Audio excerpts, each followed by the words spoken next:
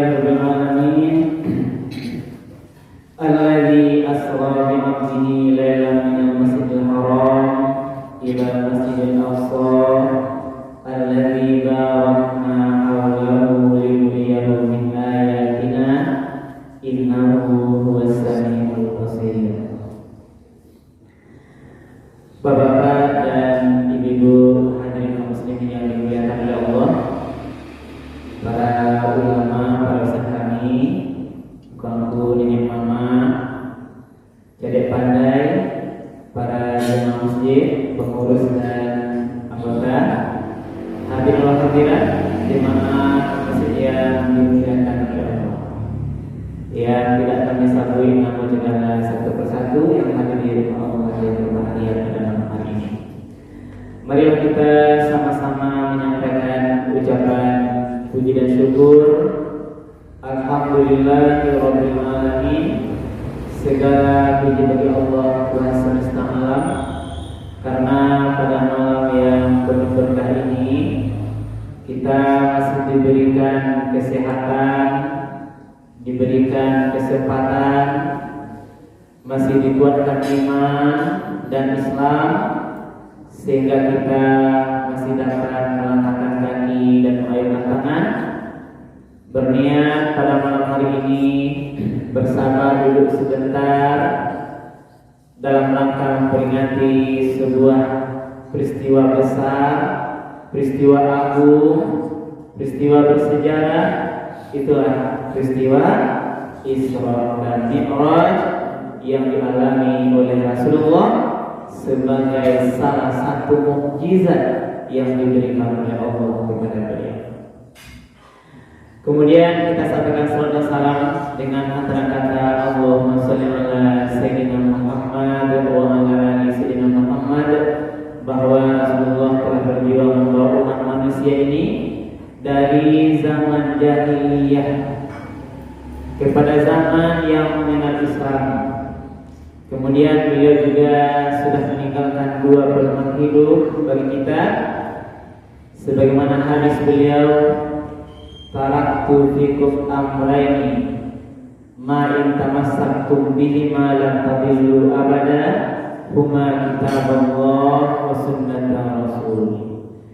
Bahwa telah aku tinggalkan dua pusaka, dua peninggalan pedoman hidup, kalau kita berpegang teguh secara istiqamah kepada kedua itu, dipastikan kita tidak akan pernah sesat, akan selamat kita dalam menjalani kehidupan dunia yang fana, dunia yang penuh dengan godaan ini.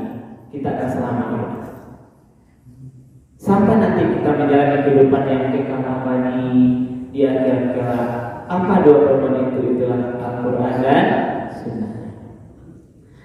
Bapak-bapak dan ibu-ibu para jemaah yang dimuliakan Allah, pertama kami menyampaikan syukur alhamdulillah kepada pengurus yang sudah memberikan amanah kepada kami untuk berbagi sedikit ilmu pada malam hari ini, mengkaji sebuah kejadian besar, peristiwa Isra.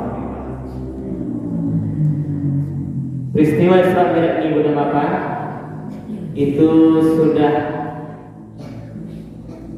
diulang-ulang bertahun-tahun, diperingati dari tahun ke tahun. Apa yang kita harapkan dari peringatan Isra Mi'raj ini, Bunda Bapak? Kita bisa mengambil sebuah hikmah besar, yang hikmahnya tidak hanya persoalan sholat, tetapi sebenarnya Bapak, kalau kita kaji runut rangkaian peristiwa Isra Mi'raj, mulai malam hari itu ketika Rasul tidur di rumah saudaranya Ummi Hani, sampai nanti dibawa dia malaikat ke dekat sumur Zam-Zam, nanti dibersihkan jantungnya, dibedah, sampai nanti diberangkatkan Isra, sampai nanti Mi'raj ke langit dan kembali lagi. Banyak hal hikmah yang dapat kita ambil. Kalau perkara sholat itu intinya memang itu tadi sholat. Tapi sebenarnya kalau kita coba membuka dari aspek lain, banyak sisi-sisi hikmah yang kita dapatkan. Sebelum kita lanjut, mari dulu kita kuatkan iman dengan ikhlas.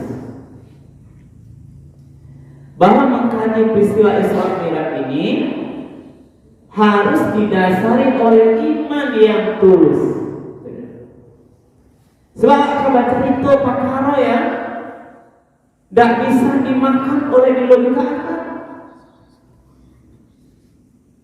Kalau hanya dicerna oleh akal pikiran semata tidak masuk ada itu. Tidak mungkin, mustahil. Maka para sahabat ketika Rasul kembali Isra Mi'raj itu bercerita, sebagian besar ragu dengan peristiwa ini. Muhammad jangan-jangan sudah macam-macam. Ada yang menyangka sudah crazy ceritanya, kita tidak enak membacakannya gitu, anggap kan? Dianggap berolok-olok, dicemooh, dia nggak makan gila, tidak waras. Ini anggapan-anggapan karena ragu menilai dengan hanya logika akal pikiran saja. Berbeda dengan Abu Bakar. Kalau Abu Bakar dengan tegas menyatakan, seandainya ada Muhammad bercerita peristiwa yang lebih mustahil dari Isra Mi'raj ini, saya pasti percaya. Abu Bakar menilai tidak hanya dengan akalnya, tetapi menilai Isra Mi'raj itu dengan keimanan yang tulus. Iman yang tulus. Sebab ada iman yang tulus. Iman icak-icak saja.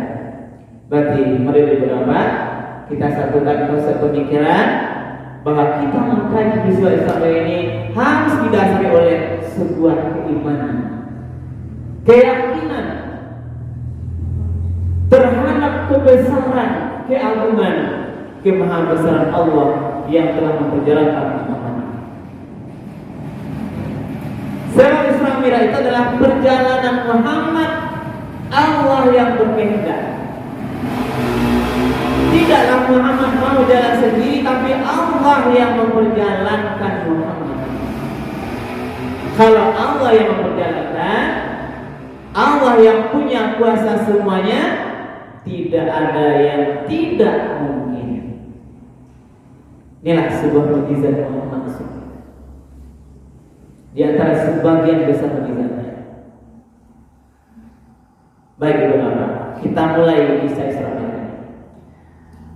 Yang pertama dulu kita awali bahwa peristiwa Isra Mi'raj ini diperingati setiap tanggal 27 Rajab. Tetapi Bapak, ini sekedar pengetahuan. Terjadi perbedaan pendapat ulama tentang kapan sebenarnya terjadi Isra Mi'raj. Ada yang beranggapan di bulan Rabiul Awal tahun ke-13 Kenabian sebelum Hijrah. Ada pendapat lain di bulan Ramadan juga tahun ke-13 Kenabian sebelum Hijrah. Ada juga pendapat lain di bulan Muharram.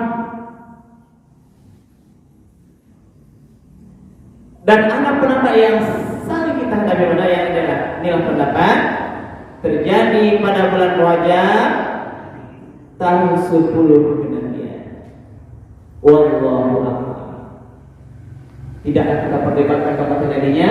Yang jelas kita yakini sekarang, dan boleh kita berpendapat bahwa Isra Mi'raj itu adalah terjadi pada tanggal 27 Rajab tahun 10 Kenabian. Berarti kalau ada pendapat lain sekedar pengetahuan itu dibolehkan. Ini sekedar pengetahuan. Kemudian diceritakanlah Isra Mi'raj dalam sebuah hadis yang sangat panjang. Dari mana mulai? Pada suatu malam ketika Rasul di rumah saudaranya, familinya Ummi Hanifah.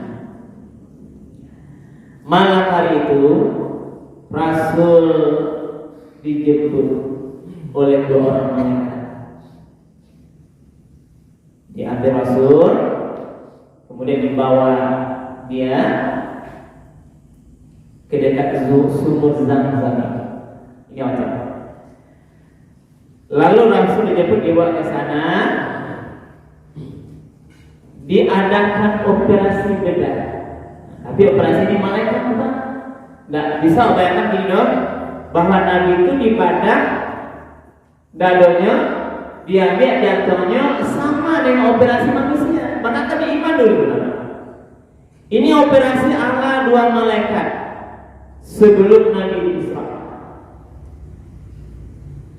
Dan dalam kajian pendapat ulama bahwa Muhammad ini sudah dibedah dadanya itu, ada yang mengatakan 2 kali, ada yang 3 kali.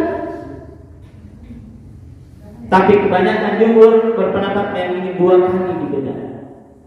Yang pertama dulu waktu Nabi kecil, umur 9 tahun, di rumahnya Halimatus Sa'diyah. Itu pertama dibalah dado Nabi dibersihkan. Yang kedua, inilah ketika hendak diisra. Ada berpendapat yang ketiga ketika Nabi diangkat menjadi Rasul. Tetapi yang dipahami kebanyakan ulama adalah 2 kali. Yang pertama dibedah dadanya waktu umur 9 tahun di rumah Halimatus Sa'diyah. Yang kedua ketika hendak diisrakan, cerita kita nanti.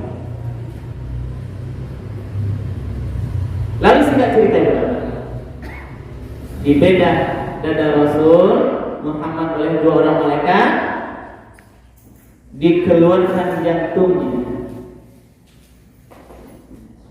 lalu dibersihkan, dimasukkanlah iman dan hikmah.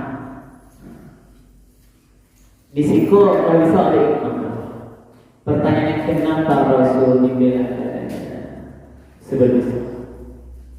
Di antara kajian hikmahnya adalah bahwa Rasul hendak berhadapan dengan Zat yang maha suci, Allah Subhanahu wa Ta'ala. Maka harus bersih jantungnya, badannya harus suci, penuh nilai iman dan hikmah. Itu yang dimaksudkan dengan itu. Lalu ditutup lagi, dijahit, selesailah pembedahan tadi. Lalu didatangkanlah kendaraan yang kita kenal dengan nama buruk. Ketika selesai pembedahan itu, didatangkan oleh malaikat Jibril kendaraan yang untuk dibawa nanti misalnya namanya buruk.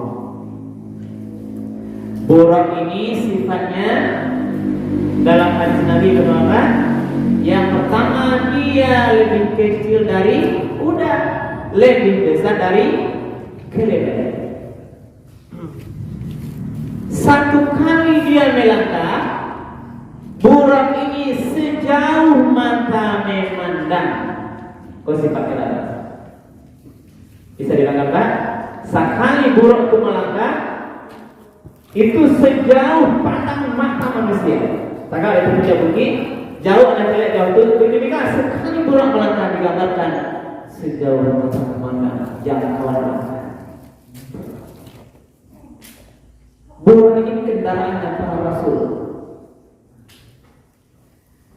Makanya benar Pak, ada satu yang aneh.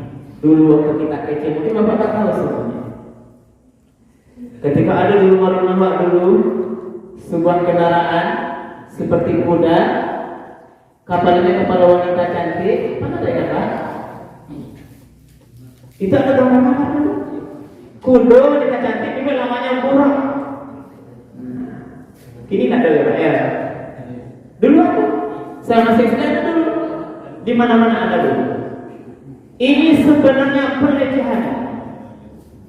Ternyata dikaji-kaji berapa dikaji usut-usut, ialah perbuatan kedengkian orang Yahudi kepada Rasul.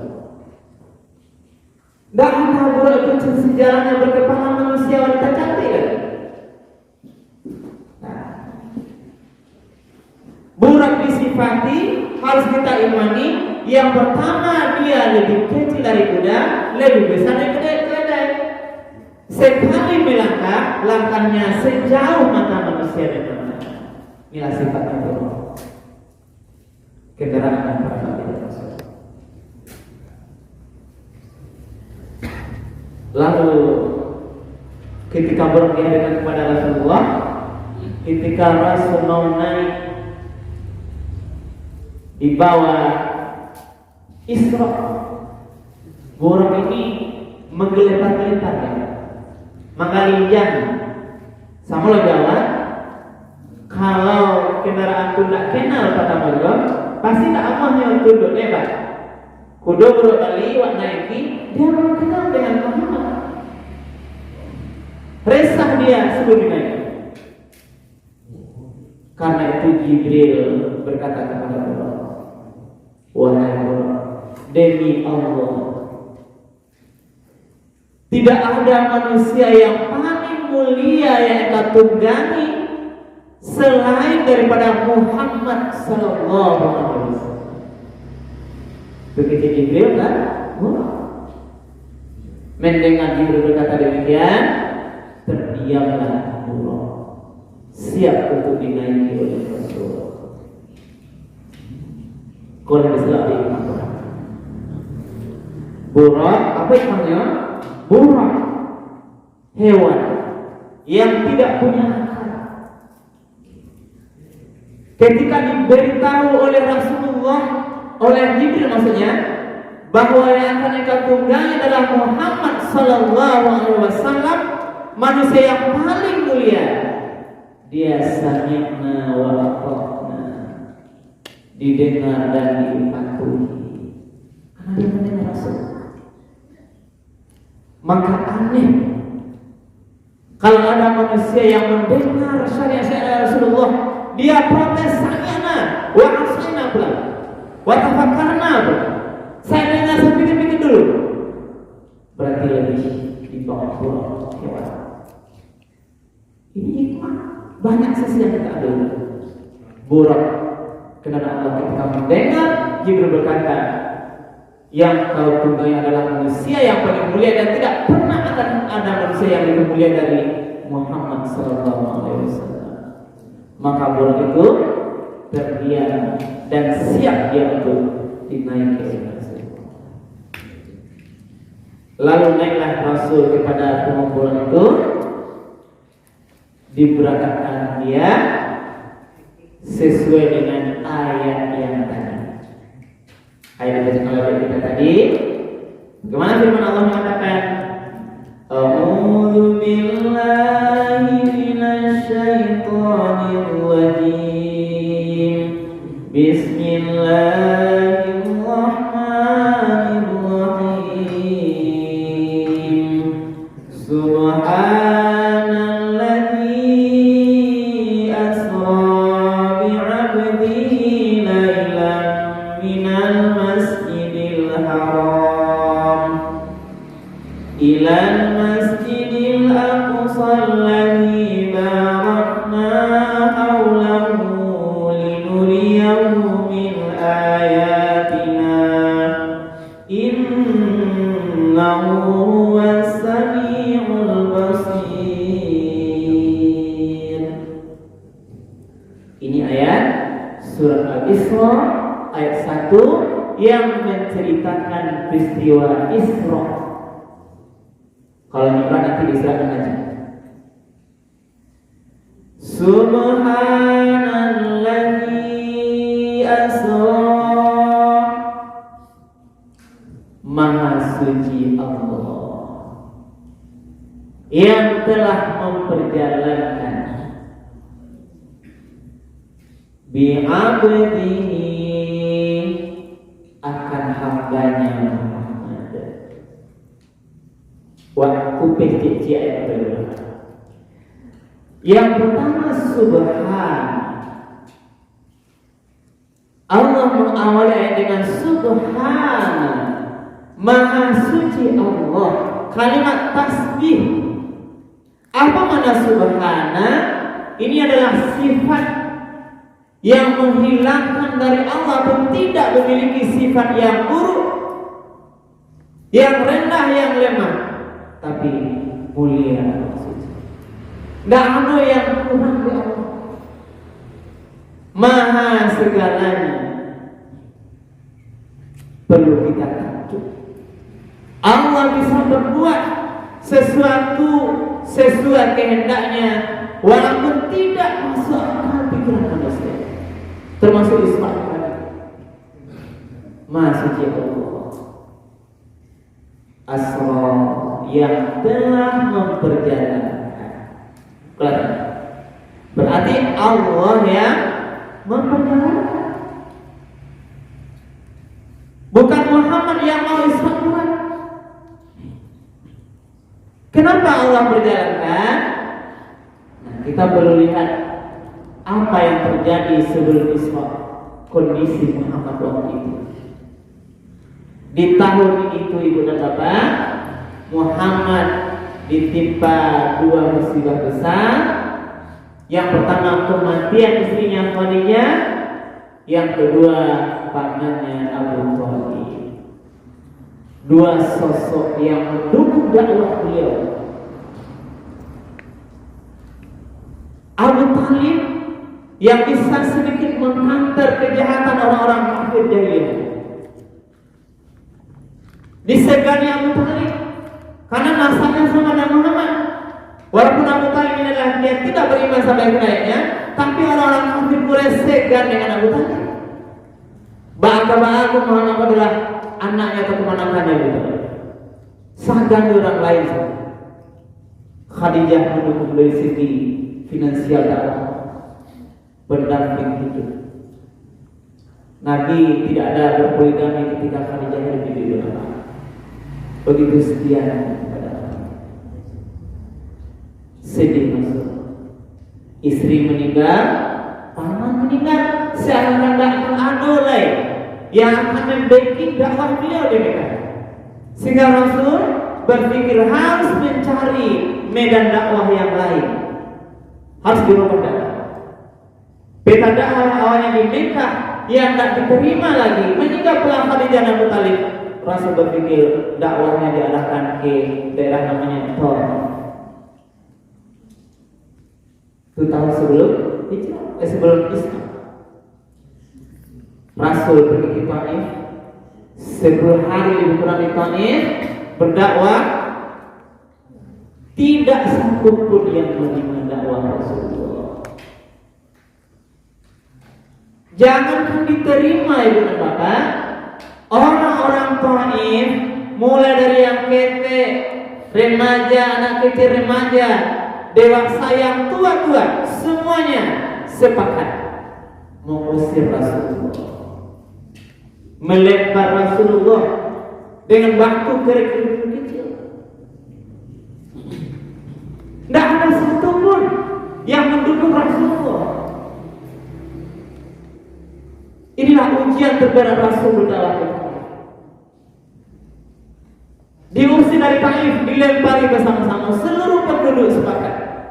Ini Rasul ini Muhammad tidak bisa di sini. Kita usir. Maka Rasul kembali ke Mekah, tapi tidak sampai di Mekah. Terusir. Rasul berhenti di perbatasan Taif dan Mekah. Di sebuah pemukiman. Kenapa berhenti? Karena kalau Nabi balik dari Taif ke Mekah langsung, pasti dibunuh karena ada rencana pembunuhan. Di Taif tidak diterima, di Mekah juga diancam pembunuhan. Di perbatasan, bukan mau dia. Lalu diutuslah budaknya Zaid bin Harithah. Tolong lihat ke Mekah, cari orang-orang yang mau membackingku, mendampingku agar bisa kembali ke Mekah. Jadi backing. Tapi tidak ada orang yang mau itu. Tidak ada yang mau karena orang takut membacking Rasulullah pasti juga dibunuh. Tapi ketika Allah izinkan ada seorang nabi yang menemui Rasulullah, yang menemukan Rasul bisa kembali ke Mekah. Karena kesedihan telah diantaranya meninggal istrinya, meninggal pamannya, berdakwah ke Taif, ditolak, minta-minta. Kesedihan ini namanya adalah Yaumul Huzni, tahun kesedihan. Karena Rasul dikasih Allah. Sinilah saat yang tepat Allah memperjalankan Muhammad Isra. Berjalan. Perjalanannya tidak hanya dunia, tapi dunia, lapisan bumi menembus langit. Tidak ada orang jalan-jalan sekarang menembus langit. Paling jauh orang ke Eropa. Ini Muhammad berjalan, dijalankan oleh Allah melebihi lapisan bumi ke langit. Apa tujuan intinya adalah sebenarnya menguatkan hati Rasulullah.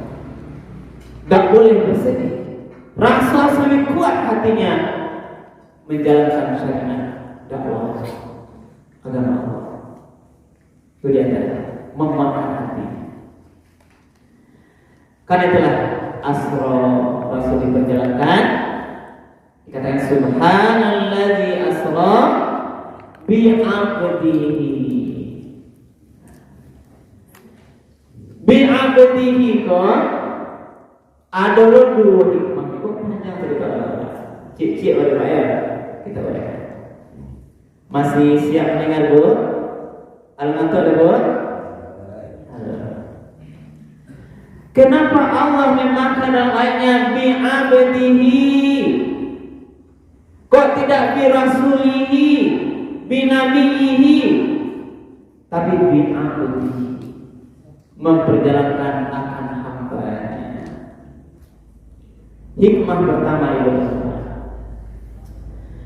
Allah pakai hamba pada Muhammad karena Muhammad akan berjalan yang luar biasa nanti, bumi langit tinggi ke atas.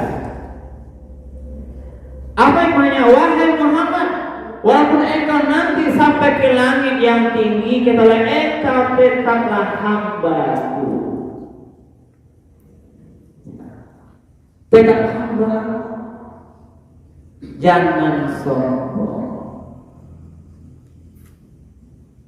Ini sedangkan Muhammadlah berjalan, dia hebat, melapisi langit. Tapi Allah hendak mengatakan Muhammad, engkau tetap hamba-Ku, tidak akan melebihi dari aku. Maka mari kita berdoa terhadap semua fasilitas kehidupan, kekayaan, pangkat jabatan. Jangan sampai menyombongkan diri. Kita adalah hamba Allah yang harus tunduk patuh pada Allah. Inilah hikmah. Yang kedua itu adalah Allah pakai bilang hamba menyatakan bahwa Muhammad Isra Mi'raj itu lengkap jasad dan ruhnya, bukanlah mimpi. Ia badannya. Rasul sampai di bawah adalah lengkap tubuhnya, ada rohnya, bukan mimpi. Kalau mimpi tidak kejadian luar biasa, betul. Ya namanya mimpi, bahasa kita mimpi. Nabi mimpi baik Isra Mi'raj, orang tidak akan mempermasalahkan. Tapi Muhammad itu betul-betul diabdi, melekat betul-betul badannya dan ruhnya digerakkan. Laila, Maha Suci Allah yang memperjalankan hambanya Muhammad pada malam hari. Kenapa tidak pagi harinya, siang hari kita jalankan? Kenapa Allah pakai malam hari? Ini semua bisa kita balik. Lailan, kenapa Allah berjalan malam hari? Karena malam hari inilah waktu yang dianggap lebih punya kesempatan baik, lebih baik dalam beribadah, merenung, bertahajud, bertafakur, memulai kebisingan, waktu-waktu kekhusyuan. Ini waktu terbaik. Allah pilih malam hari. Maha Suci Allah yang telah menyiapkan hambanya pada malam hari itu lailan. Apa makna lailan? sebagian kecil malam. Jadi Lailan itu bukan seluruh malam. Lailan sebagian malam. Yang biasanya mungkin sepertiga malam, lebih kurang 4 jam, atau sebagian semalam. Tidak semua, hanya sebagai waktu malam. Minal Masjidil Haram, dari Masjidil Haram di Mekah, ilal Masjidil Aqsa, ke Masjidil Aqsa di Palestina Barat.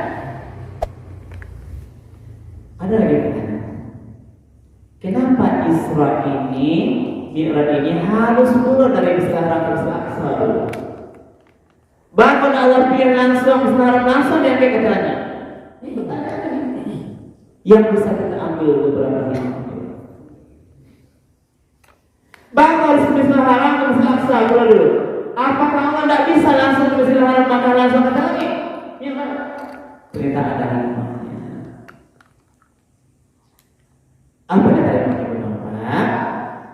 yang pertama, Masjidil Aqsa itu adalah tempat makamnya kehadiran Nabi.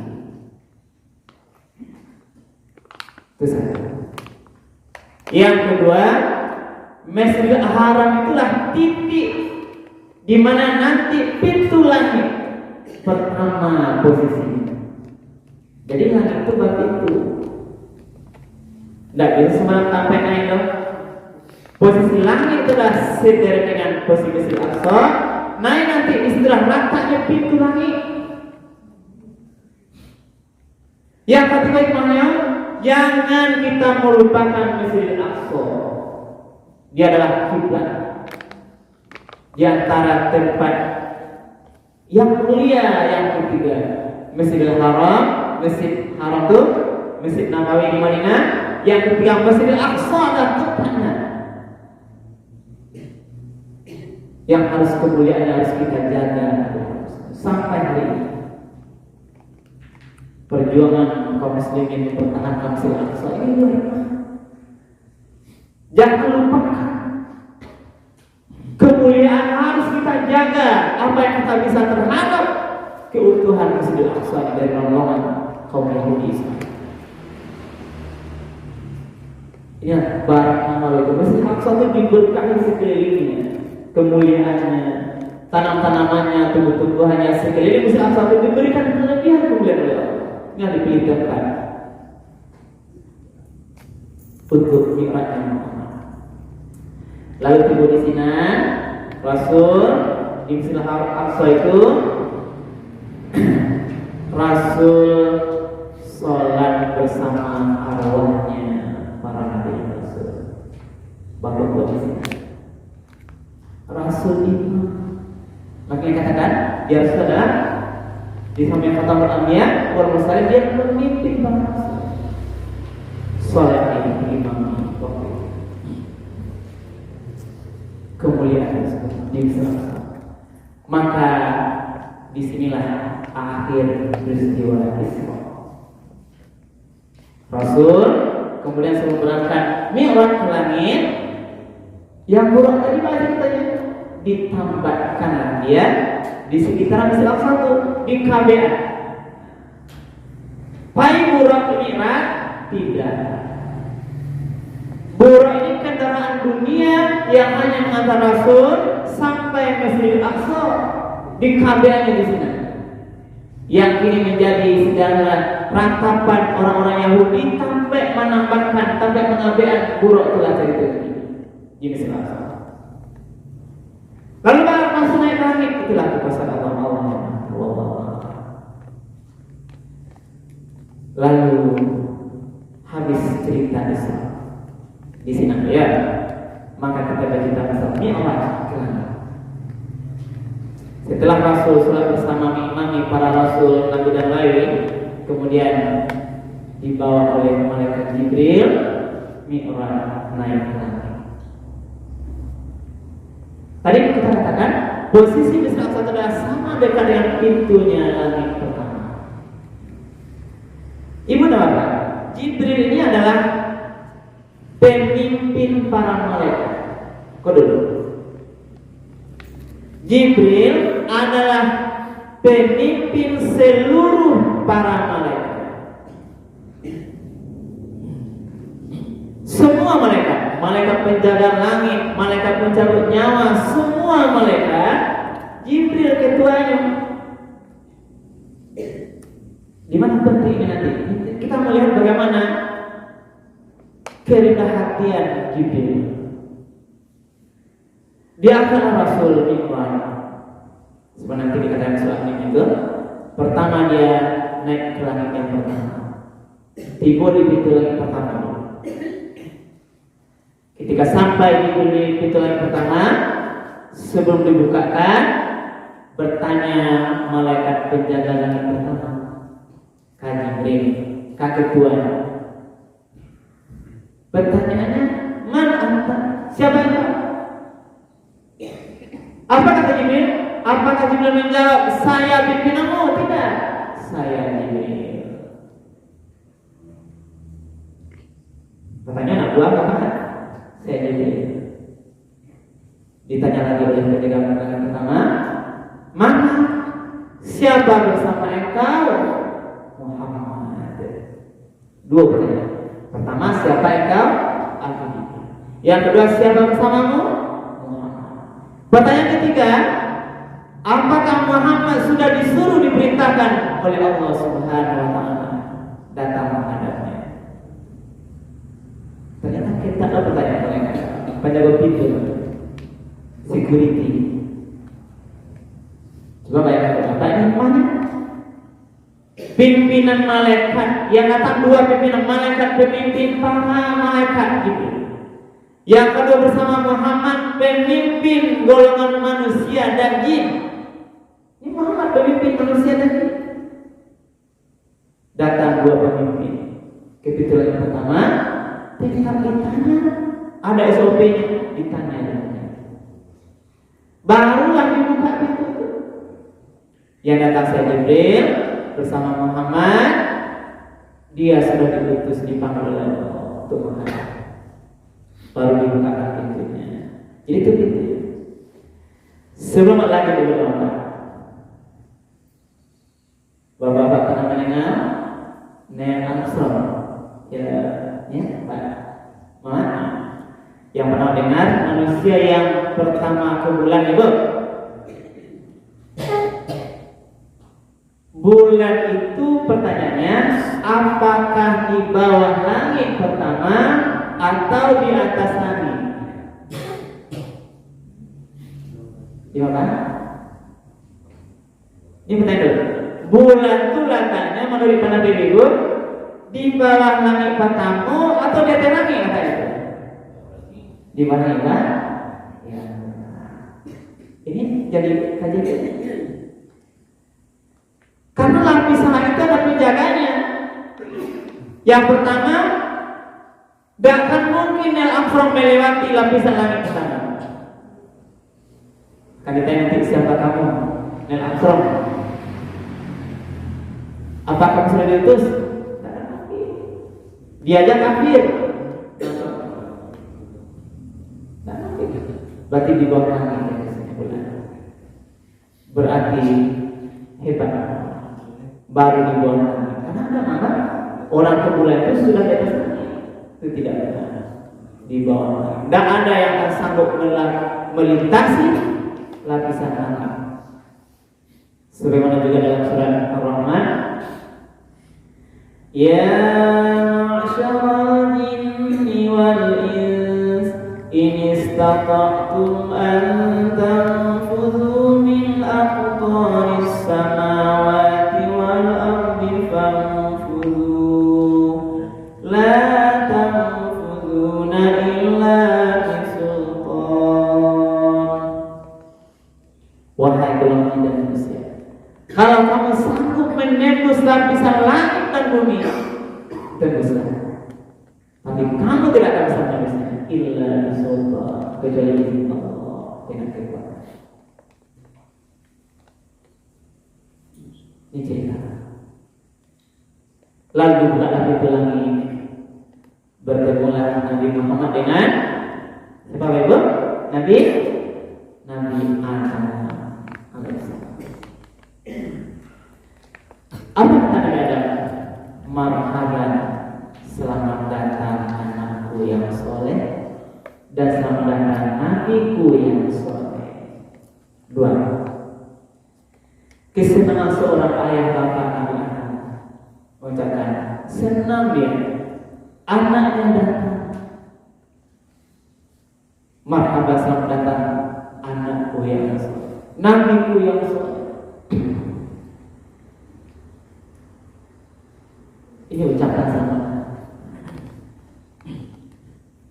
Lalu singkat cerita pertanyaan dipertemukan menjadi Nabi Adam alaihissalam. Kita ambil hikmah di sini. Apa hikmah pertemuan Muhammad sallallahu alaihi wasallam dengan Nabi Adam yang ada di langit pertama? Kenapa Allah tak pilih nabi-nabi yang lain? Ada Nabi Sulaiman, ada Nabi Dawud, yang lain-lain itu adalah semangat. Tapi Allah letakkan Nabi Adam di langit pertama. Apa yang kita katakan? Ini kajian. Nabi Adam adalah Nabi yang hijrah, dikeluarkan Allah dari surga ke bumi karena peristiwa yang kita. Jadi selanjutnya adalah proses hijrah nantilah juga akan dialami oleh Rasulullah, sehingga dia hijrah nanti dari Mekah ke Madinah. Ini sebuah peristiwa perjuangan dakwah Rasulullah yang digambarkan dalam keluarnya Nabi Adam alaihissalam dari surga, hijrah ke bumi. Nabi saja hijrah, Nabi Adam dari surga keluar ke bumi, agar nanti membuat nanti kami juga akan hijrah nanti dari Mekah ke Madinah. Walaupun Mekah itu kampung tempat asal kelahiran. Hijrah yang dialami makin kuat hatinya. Lalu ada yang aneh firman Allah kepada Nabi Adam. Sekali-kali Nabi Adam melihat oleh Rasulullah melihat ke kanan ceria wajahnya, lalu menoleh ke kiri menangis bersedih dada. Maka bertanyalah Muhammad kepada Jibril, wahai Jibril, ini kenapa Nabi Adam ketika melirik ke kanan senang hatinya, melirik ke kiri bersedih? Lalu Jibril menjawab, Rasul ketika melirik ke kanan melihatlah ruh para anak cucu keturunannya nanti yang akan dimasukkan oleh Allah ke dalam surga-Nya yang benar. Ketika dia melihat ke kiri, Adam melihat ruh anak keturunannya yang durhaka di neraka. Pertanyaannya kenapa? Ini kenapa pula ada ruh? Bahwa itu apa? Ruh anak turunan Adam ini itu lebih dulu diciptakan Allah daripada jasad badannya. Nah, kecuali Adam. Kalau Adam badannya dulu baru ruh. Ketika Adam di surga itu, tidak boleh katakan Adam itu sudah menjadi dihidupkan oleh Allah, ditepuk-tepuk pundaknya, berkelana semua ruh-ruh anak cucu Adam, semuanya sampai pada kiamat ada ruh. Itu mendapat Adam. Kalau Adam jasadnya dulu, baru dititipkan ruhnya. Tapi kalau manusia anak turunannya, ruhnya sudah ada di alam nanti, alam ruh, dikumpulkan semuanya. Sekarang bacanya dulu. Alastu birabbikum, wahai semua ruh anak turunan Adam, apakah engkau aku yang menjadi Tuhanmu? Qalu bala. Benar. Jadi bacanya dulu awal contoh. Walaupun awalnya benar. Semua ruh anak turunan Adam apa saja dia dulu sudah mengakui Allah adalah qalu bala, syahid, kita mengakui bahwa Allah adalah Tuhan. Itu di alam ruh dititipkan oleh Allah. Makanya ada kadang nampak dia ruh ini nanti yang nanti akan dimasuk ke dalam menjadi hamba Allah yang nanti durhaka, yang senang dia masuk surga, yang kekini nanti dia masuk neraka. Silsilah ini. Lalu dibawa Adam naik ke langit yang kedua, sama ditanya yang sama. Di langit yang kedua Nabi Muhammad dan Jibril bertemu dengan dua orang nabi bersaudara. Siapa ibu nama? Isa dan Yahya. Dipertemukan dengan lalu Isa dan Yahya memberikan salam, wahai selamat, selamat datang wahai saudaraku yang soleh, saudara dan nabiku yang soleh. Dia bisa.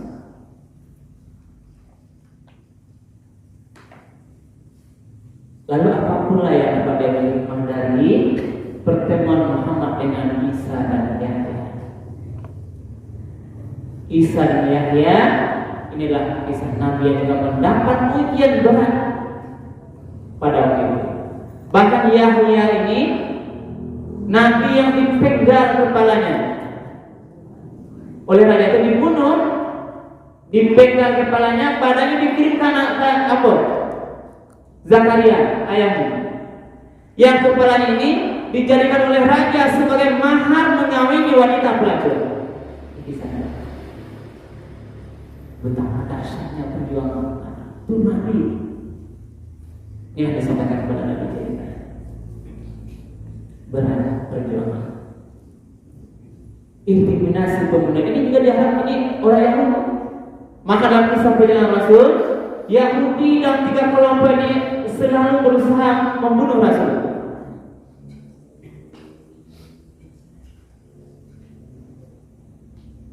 Ada dari Bani Nadir dan sebagainya itu. Nah, apa contohnya? Perjalanan Rasulullah dalam sejarah Nabi, Nabi akan dibunuh dengan ketika dipanggil Muhammad diskusi di golongan Yahudi itu. Nanti taktiknya mamaje katen dibuat Nabi juga gada. Tapi waktu itu Jibril diberitakan jangan datang wahai Rasulullah.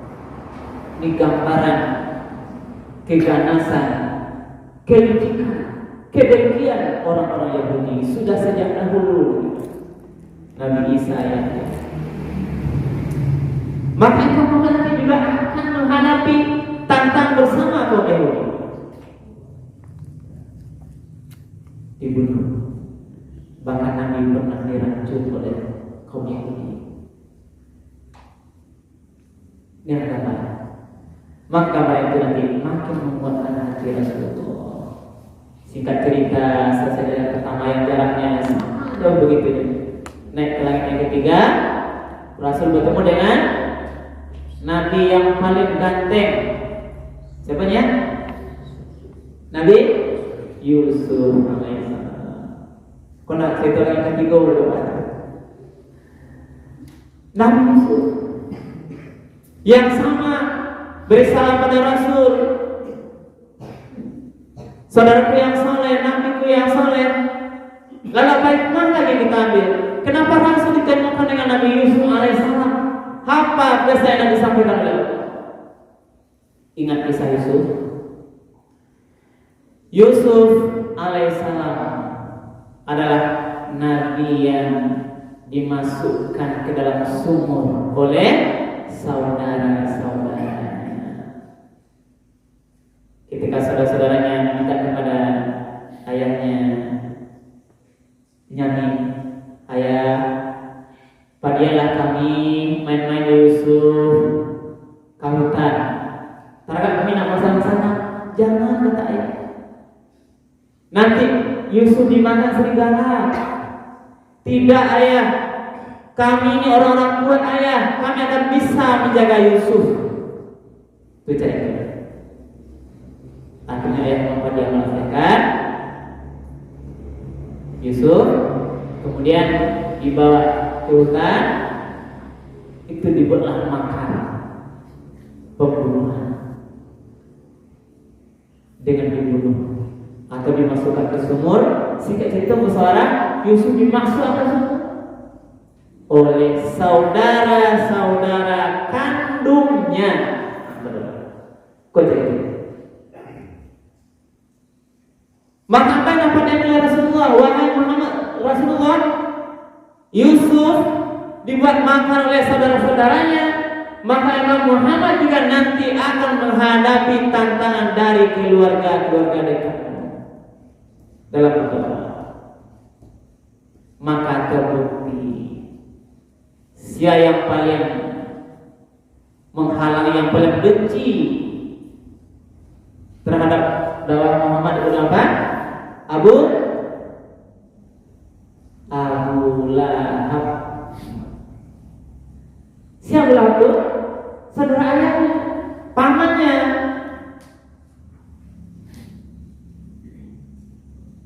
Abu Lahab yang merongrong orang pertama yang paling benci kepada dakwahnya Rasulullah.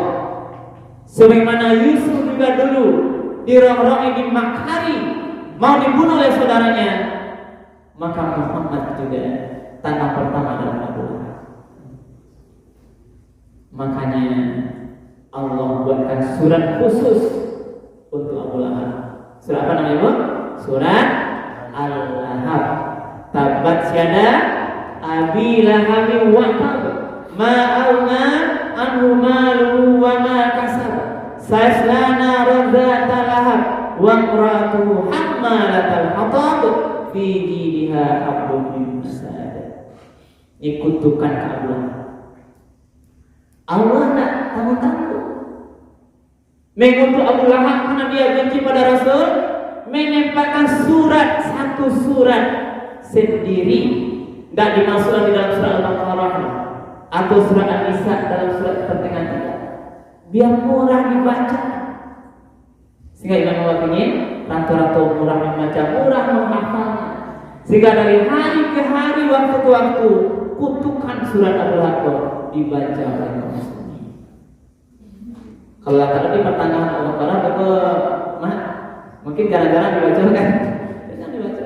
Tapi dilatih aja sendiri oleh Allah. Ya Pak ya, kan ya Pak Surah Al-Baqarah. Aja baca surah Al-Baqarah, boleh kutukan. Ini di antaranya.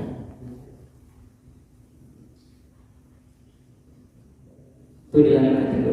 Lalu naik ke atas, dibuka pintu langit yang keempat, bertemu dengan Nabi Idris. Apa rahasia Nabi Idris? Nabi Idris adalah Nabi yang diangkat kemuliaannya oleh Allah, yang diangkat akhlak di antara Nabi Idris.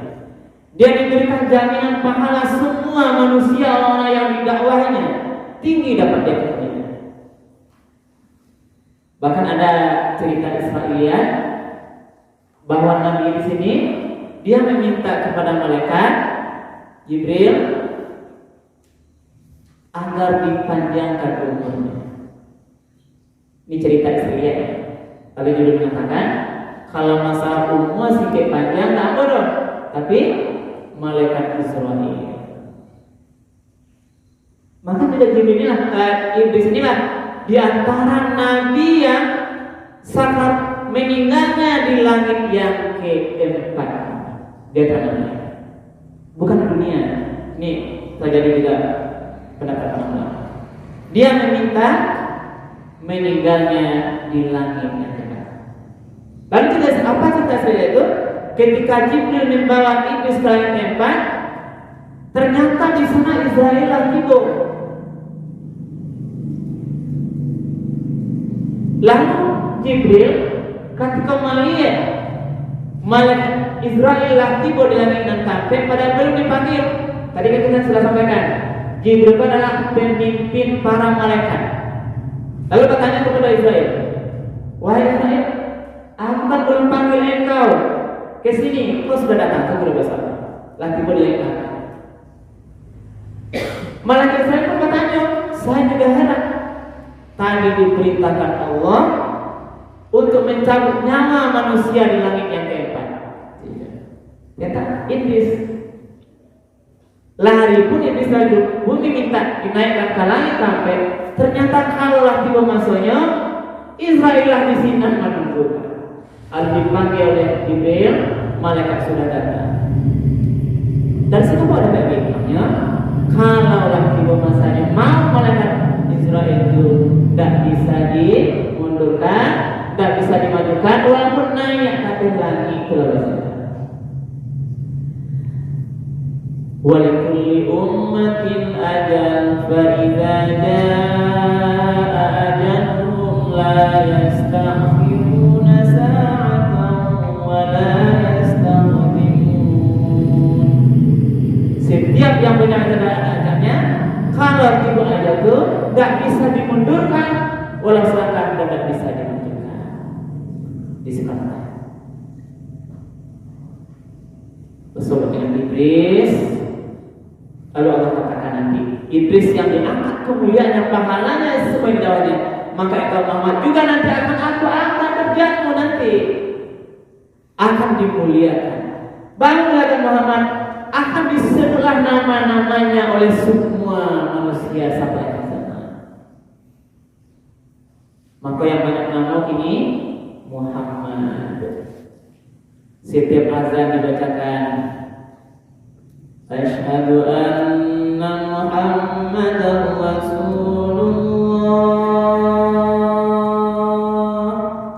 5 kali serisma dipanggil Muhammad. Dalam tahiyat akhir kita, Asyhadu an la ilaha illallah wa asyhadu anna Muhammadar Rasulullah, dibaca ketika sholat, dibaca terus. Inilah kemuliaan yang menandingi kemuliaan Iblis yang diangkat oleh Allah, maka Muhammad juga diangkat, dimuliakan, disebut kemuliaan namanya oleh teman-temannya sampai akhir zaman. Lalu si kecil itu naik ke langit yang kelima, bertemu dengan Nabi Harun. Ya, Harun. Siapa Harun? Harun adalah saudaranya Musa. Dia jadi nabi karena permintaan Nabi Musa kepada Allah. Nah, bahkan Nabi Musa minta Harun jadi nabi karena dia butuh pendamping. Karena Nabi Musa itu adalah gak sulit baca mengecek, lidahnya gak apa namanya tuh, kasih dia untuk kata-kata menghadapi Firaun sulit berbicara kan? Tapi Harun ini adalah seorang orator hebat bicara. Apa yang kelebihan Harun yang sangat sabar. Paling banyak kalau Musa gak tensi gak tinggi Pak. Dalam walaupun sebagai apanya, dia kadang-kadang bertinju, dia mati orang ini. Dalam maka kisah itu adalah bagaimana kesabaran Harun. Harun ini diangkat jadi nabi karena syafaat permintaan Nabi Musa. Harun lahir di tengah kalangan Bani Israel yang cukup sabar. Dia ketika Bani Israel itu adalah dia lahir di tengah-tengahnya Bani Israel. Dari kecil bersama Bani Israel. Langganan dari Nabi bahkan sampai meninggal bersama lahir di kalangan Israel. Maka Bani Israel itu lebih senang kepada Harun daripada Musa. Emosionalnya. Kalau Musa di mana kecilnya? Musa kecil di rumah Firaun, di rumah raja, tidak berhadapan dengan masyarakat. Gadang begini dia dengan orang daerah Arab, barulah dia nanti berkata di akhirnya dia nanti. Sehingga emosional Musa memang tidak, karakter itu kurang disukai oleh Bani Israel di samping Harun, karena Harun itulah kawan dari kecil.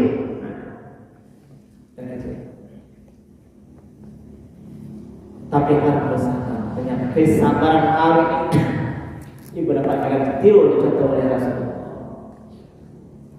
Kalau bercoba ada cerita itu bagaimana kesabarannya dengan Nabi Musa sama banyak terkait. Lalu kita sambung naiklah naik yang ke-6, bertemu dengan Musa alaihissalam. Bahkan Musa dari mana? Musa ini juga ternyata kelebihannya benar adalah Musa ini adalah nabi Nabi yang paling perhatian dan penyayang kepada umat Muhammad kita umat. Super banyak. Apa buktinya? Musa malah yang memberi nasihat Muhammad. Beko, ketika ada perintah sholat, dapat 50 kali dari Allah, turun ke kanan dinasihati oleh Musa karena sayangnya kawan.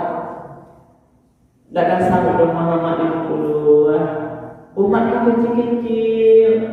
Aku lah mencoba dulu kadang-kadang gue tidak tahu loh. Baliklah minta keringan balik ke Allah. Sehingga pulang balik. Siapa menasihati? Musa. Andai katalah Musa tidak sayang pada kita berarti diulang, mungkin 50 kali semayang. Nah,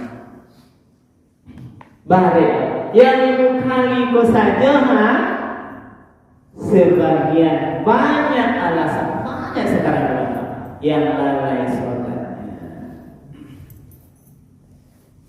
Ibrahim tidak menasihati kurang, tapi Nabi Musa kalau rasa Nabi Musa adalah Nabi termasuk yang paling memperhatikan menyayangi umat Muhammad. Kalau terakhir naik ke yang ke-7, bertemulah Muhammad dengan Nabi Ibrahim alaihissalam. Dia sedang bersandar di Baitul Ma'mur. Baitul Ma'mur itu adalah kiblatnya para nabi. Tapi apa kumpulnya? Dalam seharian itu banyak malaikat saling berganti. 701. Di sekolah nampaknya betapa malaikat Allah itu sangat banyak. Maka sebenarnya ada kata manusia seluruh bumi kok. Tidak ada yang Allah patuh kepada Allah. Allah tetap besar dengan kebesaran pasukan para malaikat. Tidak akan hina Allah. Sama dengan ada kata semua manusia yang patuh, tidak akan menambah kemuliaan Allah. Allah tetap mulia. Patuh tidaknya kita itu untuk kita. Maka ketemu dengan Ibrahim. Apa lagi hikmahnya adalah Ibrahim inilah Nabi yang paling mirip dengan Rasulullah. Bantu karena yang sangat hampir sama bentuknya. Lalu sampai di situlah habisnya yang ke-7 sampai ke Sidratul Muntaha, berpisah dengan Jibril. Jibril sampai sana bertemu dengan Allah, wajah dengan Allah. Jibril tidak sampai lagi, hanya mendampingi Rasul sampai tadi kita. Karena bertemu dengan Allah langsung itu adalah Muhammad sallallahu alaihi wasallam. Di sanalah Sidratul Muntaha. Di sana juga bertemu dengan Allah Muhammad. Di sekolah ada sebuah syariat ibadah wajib sholat. Awalnya 50 waktu, singkat cerita nanti turun, tiba dengan yang ke-6 yang bertemu dengan Musa, dikurangi 5, minta keringanan, naik lagi, 5 itu naik terus. Dari 50 jadi 45, jadi 40, 35, 30, 25, 20, 15, 10, 35. Bahkan Nabi Musa masih menyuruh kembali kepada Allah. Tak kalau banyaknya, baik. Baiklah. Tapi Rasulnya adalah Muhammad adalah yang paling pemalu.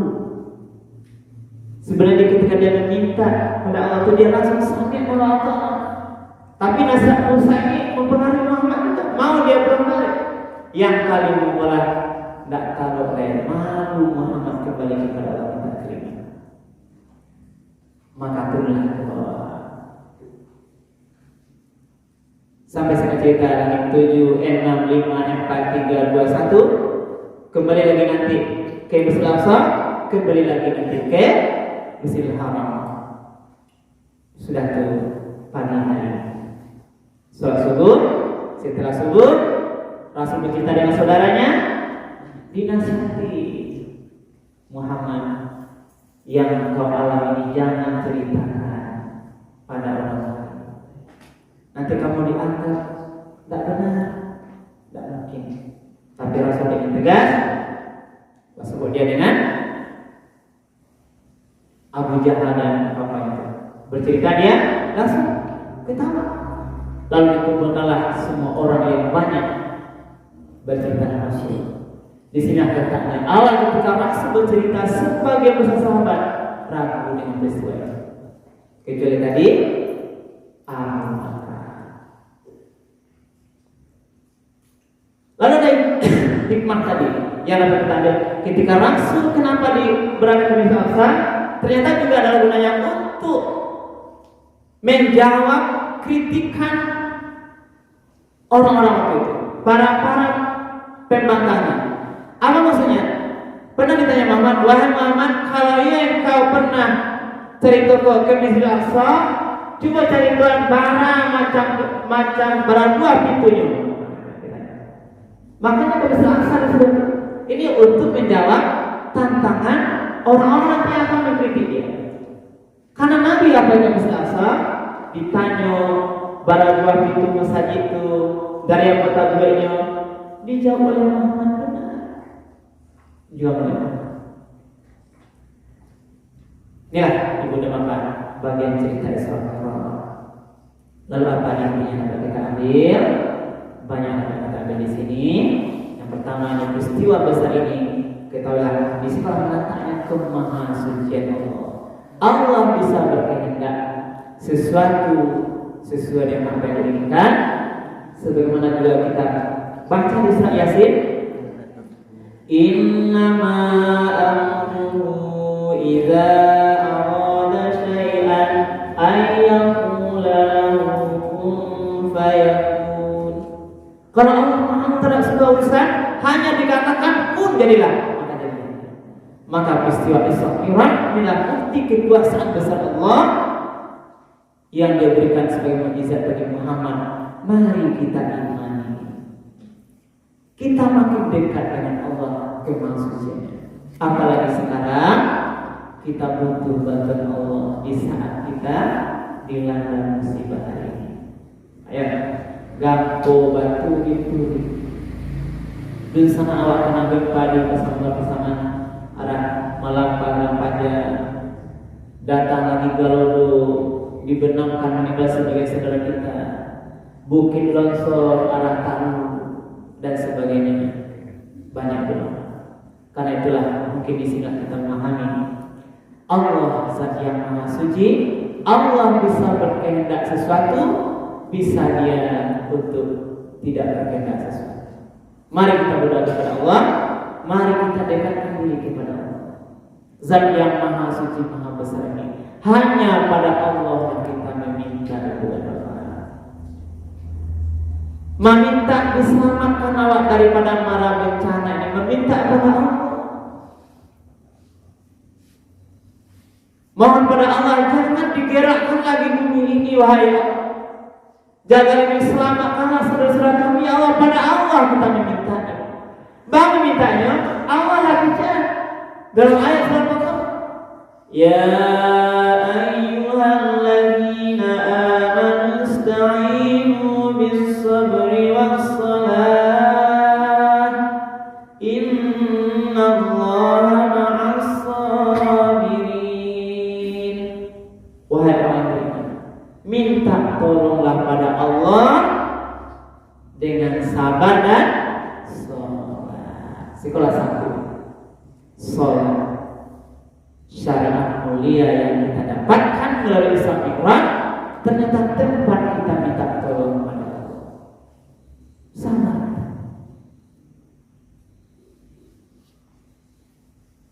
Kita minta dalam salat-salat terbaik kita. Yang 5 waktu yang paling, tambah lagi di salat-salat tahajud kita, tambah lagi di salat-salat duha kita. Inilah tempat kita berdoa kepada Allah. Mudah-mudahan makin banyak kita bertafakur bersujud kepada Allah dalam salat kita. Allah bebaskan kita dari bahaya. Amin ya. Inilah Biblia yang Allah, kajian sampai yang akan kita sampaikan. Banyak ilmu yang bisa kita ambil. Mudah-mudahan kita berdoa kepada Allah dengan kemuliaan salat ini kita makin menjaga kualitas salat kita, tepat waktunya, tepat jumlahnya, khusyuk salatnya. kita kerjakan di masjid secara berjamaah, makin mulia, makin besar pahalanya. Ibu, kalau bisa duduk di masjid, dimasalahkan. Tapi bapak-bapak sangat dianjurkan, bahkan mungkin ada pendapat diwajibkan sholatnya di masjid berjamaah. Ketika kita berjalan musafir, jangan tinggalkan sholat. Ada di sana rusak, jamaah kosong. Tidak bisa berdiri, sholat sakit dengan duduk. Tidak bisa duduk dengan berbaring. Tidak bisa berbaring, disolatkan. Tidak bisa tangan. Tidak bisa duduk lalu. Tidak bisa jalan dengan telinga, dengan hati. Berarti dia minta disolatkan. Sudah mati. Ibu-ibu baik kalau ada ke sawah, tidak ada ayah berdua bertayamum, cukup niatkan bertayamum menghilangkan hadas kecil karena Allah. Apiankan dia kalanda atau katana, api muka, api tangan. Tak satu, hanya dua. Famsahu birusikum wa aydikum. Hapus mukamu dan tangan. Dia tahu bisa bertayamum. Tak tahu orang kita sedang di kapal. Dia di kapal tambang, dia kapal laut, dia di hotel. Waktu langsung sholat, tidak ada masjid. Sholat dia aja ke depannya akan bertayamum. Sholat dia sambil duduk. Apa yang bisa? Rukuk ke bawah? Tidak harus sujud, tidak bisa sujud ke atas. Apa bisa? Bahkan Rasulullah mengajarkan sadar bakaran Muhammad SAW tetap sholat. Makanya tidak ada kok badan kuat, tak angguk kancam, tidak sholat beramal kepada Allah. Ini mungkin yang menjadi salah satu penyebab pengundang musibah. Tempat jauh kuatnya. Bermain-main semua kegiatan hobi biasakan. Tapi sholat yang hanya 2 subuh, 4 zuhur, 4 asar, 3 maghrib, 4 isya. Berat. Corong mik sampai ke rumah dekat. Jauh dia pergi, tapi dekat, tidak kuat badannya. Ini hidayah perlu kita doakan. Mari kita mulai dekat pada Allah di saat umur kita ini. Mumpung masih ada, mari kita perbanyak taubat, terus lakukan ibadah pada Allah. Yang ketiga kita doakan mudah-mudahan nanti di akhir hayat kita ini kita dipanggil dalam keadaan husnul khotimah. Amin ya rabbal alamin. Bagaimana husnul khotimah? Ketika meninggal masih bisa mengucapkan kalimat thayyibah, asyhadu an la ilaha illallah wa asyhadu anna muhammadar rasulullah, atau la ilaha. Siapa yang di akhir hayatnya bisa mengucapkan kalimat la ilaha illallah dalam al-jannah, masuk surga. Tapi saya bisa. Tentu orang yang biasa berzikir mengucapkan kalimat lain. Demikian saja yang dapat kami sampaikan pada malam hari ini. Mudah-mudahan bermanfaat untuk kita bersama dan menjadi tambahan amal ibadah yang kami menyampaikan dan perbanyak maaf oleh yang berkenan. Mari kita akhiri dengan doa penutup majelis. Subhanallah bihamdika asyhadu an la ilaha illa anta astaghfiruka wa atubu ilaik. Billahi taufiq wal hidayah. Wassalamualaikum warahmatullahi wabarakatuh. Waalaikumsalam. Alhamdulillah.